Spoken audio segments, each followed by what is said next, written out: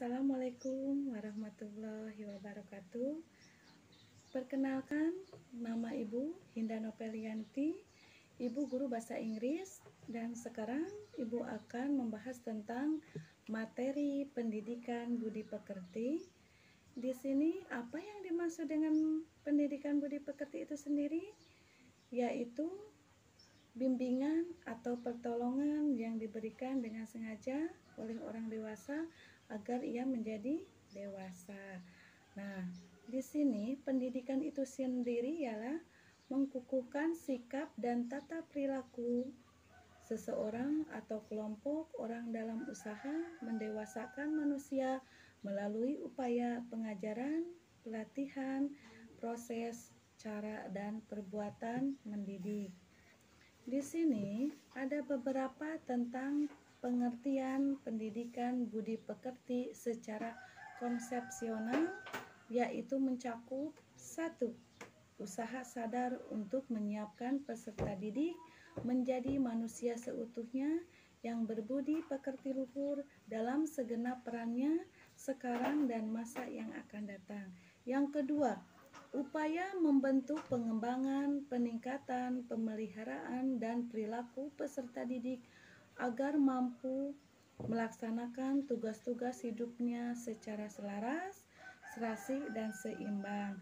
Yang ketiga, upaya pendidikan untuk membentuk peserta didik menjadi pribadi seutuhnya yang berbudi pekerti luhur melalui kegiatan bimbingan. Nah, di sini ada juga pengertian pendidikan budi pekerti secara operasional, yaitu upaya untuk membekali peserta didik melalui bimbingan, pengajaran, dan latihan selama pertumbuhan dalam perkembangan dirinya sebagai bekal masa depannya agar memiliki hati nurani bersih, berperangi baik, serta menjaga kesusilaan dalam melaksanakan kewajiban terhadap Allah dan sesama makhluk. Yang ketiga ada juga ini di sini landasan pendidikan budi pekerti. Nah, di sini ada beberapa landasan, yaitu landasan hukum, landasan dari sisi berasal dari peraturan perundangan baik secara langsung maupun tidak langsung dapat dijadikan dasar dalam pelaksanaan pendidikan dan pembinaan akhlak atau budi pekerti. Yang kedua ada landasan religius. Landasan religius yaitu landasan yang didapatkan dari norma-norma atau ajaran-ajaran religi dan keagamaan. Yang ketiga, landasan psikologis. Semua manusia normal akan merasakan dirinya pada perasaan percaya dan mengakui adanya kekuatan dari luar dirinya. Nah, yang keempat yaitu landasan sosiologis. Manusia tidak dapat hidup seperti tanpa bantuan orang lain. Adapun juga tujuan pendidikan budi pekerti dalam rangka mewujudkan tujuan pendidikan nasional, pendidikan budi pekerti yang integritas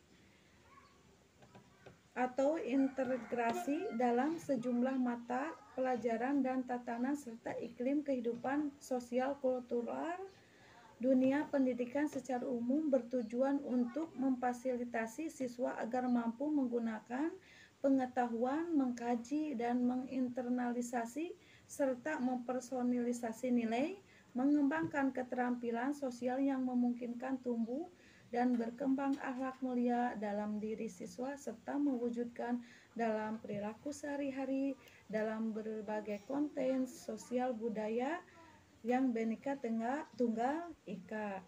Tujuannya itu sendiri ialah membentuk orang-orang yang bermoral baik, keras, kemampuan, sopan dalam berbicara dan perbuatan mulia dalam tingkah laku dan perangi, bersifat bijaksana, beradab, ikhlas, jujur dan suci. Adapun di sini materi pendidikan budi pekerti yaitu budi pekerti terhadap Allah Subhanahu wa taala.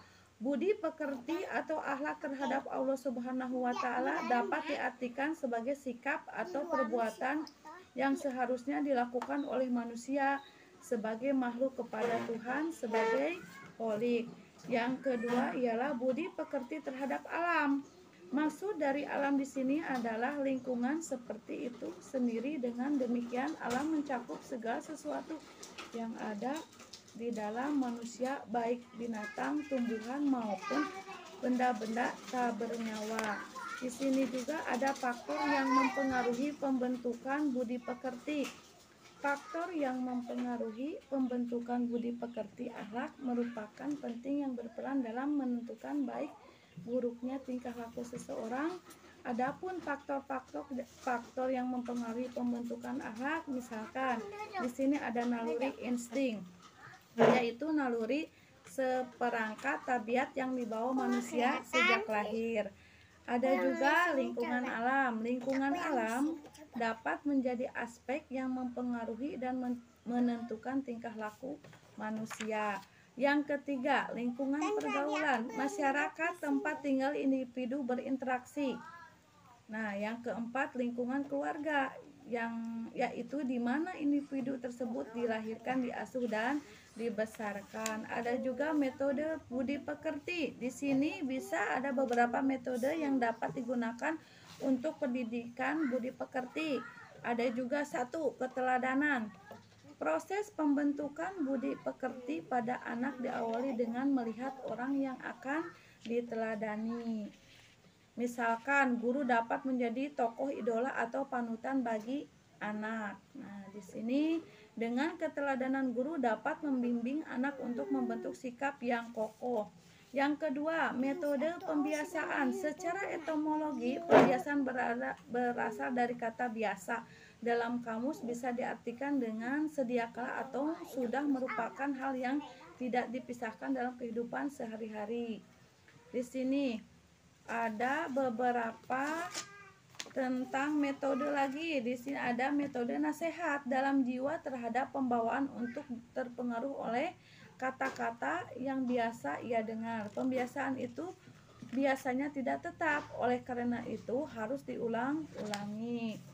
Ada juga metode live in. Live in itu memberikan pengalaman kepada anak untuk mempunyai pengalaman hidup bersama orang lain secara dalam situasi yang berbeda sama sekali dan kehidupan sehari-hari. Metode ibrah.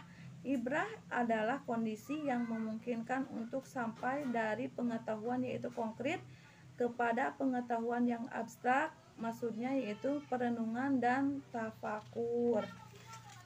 Mungkin cukup sekian pendidikan tentang budi pekerti. Nah, di sini Ibu sekarang akan memberikan tugas tentang yang tadi Ibu sudah bahas. Yang pertama, apa yang dimaksud dengan pendidikan budi pekerti konsepsional? Yang kedua, apa yang dimaksud dengan landasan religius? Yang ketiga, apa yang dimaksud dengan tujuan pendidikan budi pekerti? Yang keempat, sebutkan faktor yang mempengaruhi pembentuk budi pekerti. Yang kelima, apa yang dimaksud dengan metode pendidikan budi pekerti? Mungkin cukup sekian materi yang bisa Ibu sampaikan tentang materi pendidikan budi pekerti. Nah, di sini Ibu akan memberikan soal. Soalnya yaitu coba kalian catat di dalam buku. Nah, di sini apa yang dimaksud dengan pendidikan budi pekerti konsepsional? Yang pertama itu ya. Yang kedua, apa yang dimaksud dengan landasan religius? Yang ketiga, apa yang dimaksud dengan tujuan pendidikan budi pekerti?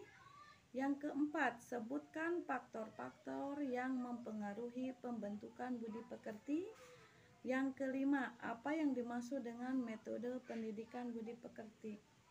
Nah, nanti tolong kalian tulis di buku, kemudian nanti dikumpulkan pas waktu kalian tatap muka di sekolah. Mungkin cukup sekian yang bisa Ibu sampaikan materi tentang pendidikan budi pekerti. Wassalamualaikum warahmatullahi wabarakatuh.